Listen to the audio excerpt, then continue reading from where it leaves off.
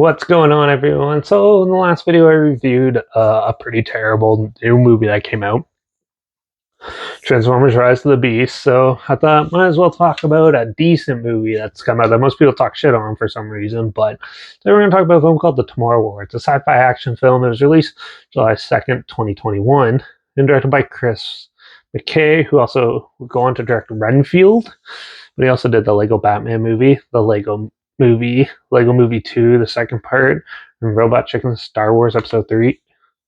This had a budget of $200 million and it had a box office earnings of only $19.2 million, but it's been picked up by Amazon Prime, I think, right now.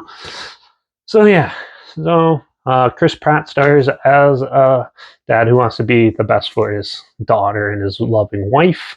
And, they end up watching the football game, which ends up, you see these wormhole open up and these futuristic soldiers come out warning them of a huge threat, a global threat in the war, where the first ever global draft happens and they're going to get drafted to fight in the future to help save Earth from this like alien race. And it does a good job at taking this time explaining how they're going to get there, what they're going to expect, and all that. And you learn that Chris Pratt's actually a former soldier, so he's put in charge of a platoon where they get sucked in, and then they end up going to the wrong place and dropped from the sky, like in the trailer. And but then they end up there and they meet the white spikes, the main creatures of this. And these are like bug lions and stuff. It was really cool. This is action packed. This is they're constantly being chased by these things and fighting back and stuff, finding new ways. And they learn that there's even more enhanced version of it that he runs into his older daughter, and they trying to like study it and stuff and save the remaining human race. But they realize they don't have that, so they're going to try to get the anti-serum and then go back in time and save the day that way.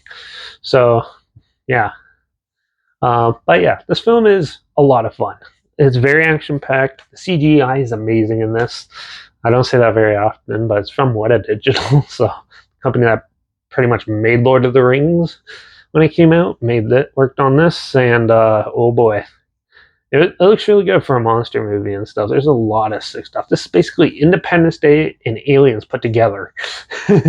And I really enjoyed this. If you like monster movies and sci-fi horror and all that, this one's definitely a lot of fun. Chris Pratt is actually this is probably one of his best acting roles I've seen him in. He's not trying to do stupid, I can control reptilian chickens and stuff, those over mega-sized dinosaurs in this world.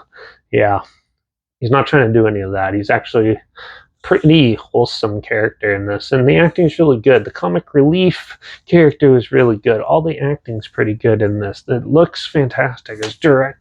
The overall scope of the film was really well executed. The ending seemed a little tacked on, but overall I thought it was still interesting and cool, and just that gives you some more juicy stuff. But some of the special effects, you could tell they were running low on time, so some scenes look a little shoddy, but most of it is all fantastic, and they put a lot of time and effort into it. And overall I really enjoyed this movie. There's very little things for me to complain about. The human race could have had a little more depth into their plan, and some of the characters come and go and then come back for a little bit, but if they're more of a team, I think that would have structured the narrative a little bit better.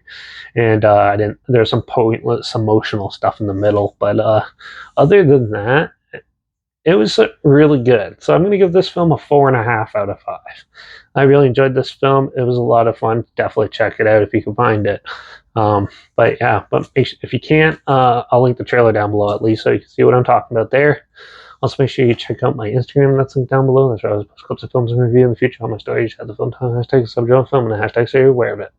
Also, my Letterbox is down below at Derek P Reviews. That's where I post my first star rating for watching the films. And my Letterbox is down below at Derek P Reviews. That's where I post when I first started after watching the films. And Twitter's down there too at reviews_Derek. So follow me on those platforms. Stay with this channel. Like this video, share it to more people wherever. Comment your opinions of the film down below. If you have any films or film franchise in any genre and on any streaming service that you want to hear my opinions on in the future, comment those down below as well. I'll try my best to get to them as soon as I can and if I can find them. Also, make sure you subscribe. Hopefully, find something weird, obscure, not that proud of without checking it out together. And share my opinions on popular films that have come out, classic films, and reviews on other things as well. And make sure you ring that bell because, well, might start talking about the Lake Placid movies next. So make sure you tune in for that. And yeah, but in the meantime, watch out for all those aliens that are coming to invade Earth or might actually already be here in the Arctic. And I guess I'll see you all in the next review. We're all doomed no matter what. So yeah. Till the next one. Cheers.